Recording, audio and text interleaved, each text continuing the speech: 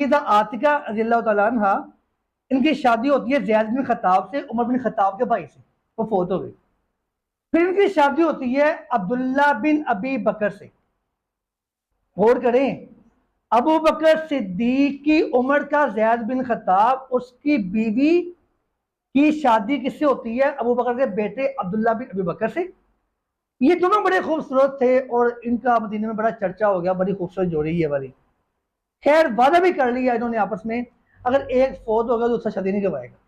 वक़्त ने वफा नहीं की, अब्दुल्ला बिन अबी बकर शहीद हो गए। अब इनके साथ निकाह करती हैं सैयदना उमर बिन खत्ताब। उमर की शादी हुई, ठीक है। हजरत उमर बिन खत्ताब भी शहीद हो गई, तो फिर इनसे शादी करती हैं ज़ुबैर बिन अव्वाम। हमारे यहाँ भी होता है, कहता है बंदे खानी है, ये बंदे मार देंगे।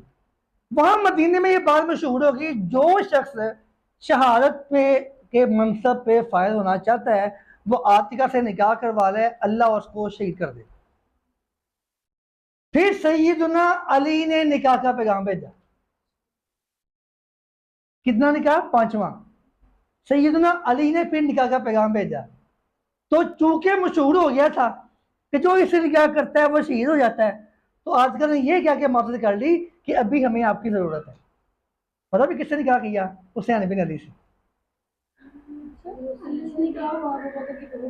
हाँ जी, उमर बिन खत्ताब की बीवी, ज़ैद बिन खत्ताब की बीवी, अब्दुल्ला बिन अबी बकर की बीवी, ज़ुबैर बिन अवाम की बीवी, चार से के बाद में किसकी बीवी बनी?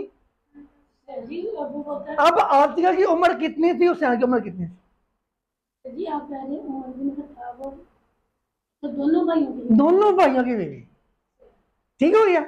आतिका की शादी अब सैयदना हुसैन से हुई, तो हुसैन की उम्र कितनी थी? तकरीबन कोई 35-36 साल के पास, और उनकी उम्र 50 से 53 साल के पास। वो भी शहीद हो। अच्छा, अस्मा बिन्त उमैस का जो आपको पता होगा कि पहले निकाह हुआ उनका जाफर बिन अबी तालिब से, सैयदना अली के सबसे बड़े भाई से, वो फोत हो गए। फिर बिन्त उमैस, फिर बाद में शादी की अबू बकर सिद्दीक ने, वो भी फोत हो गए। फिर शादी की उनसे सैयदना अली ने, अस्मा बिन्त उमैस से भी शादी की सैयदना अली ने।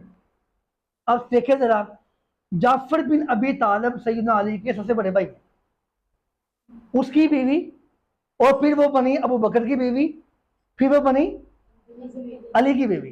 ठीक है, यानी ऐसा कंसेप्ट ही नहीं था उस दौर में, कोई बेवा हो जाए, कोई डिवोर्स हो जाए बगैर निकाह के।